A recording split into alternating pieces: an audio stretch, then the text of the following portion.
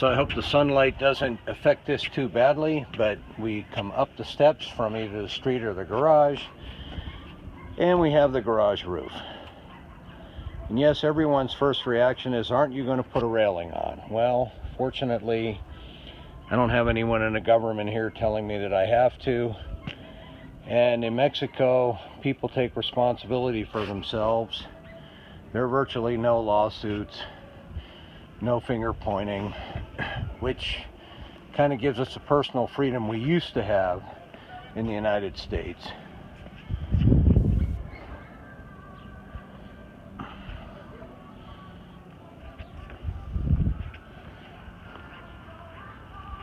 In the evening, you know, if I'm sitting out here after a day in the garage, I'll end up with a lot of the neighborhood sitting up here with me.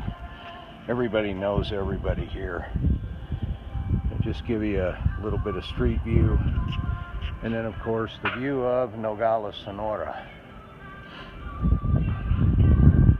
And it's kind of their, you know, they kind of call this the neighborhood of contrast. Debbie was telling me, translated to English, because you can have a mansion on one side of a wooden shack, and then another mansion, and a wooden shack, and then a mansion.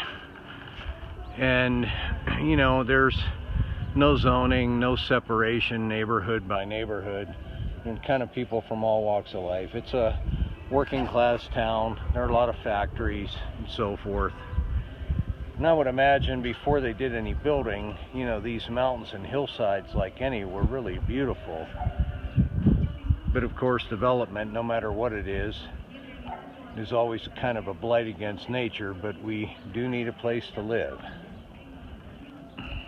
So, without going up, you can see the roof of that house acted as a patio for that upper house. And what my wife did was she always had people living there, so when we were traveling or away, they were doing vigilance. But yeah, it's getting so close to the time that we're going to be here now. We have an agreement with neighbors to watch the place and keep it cleaned up, and so we don't really need to have people living there.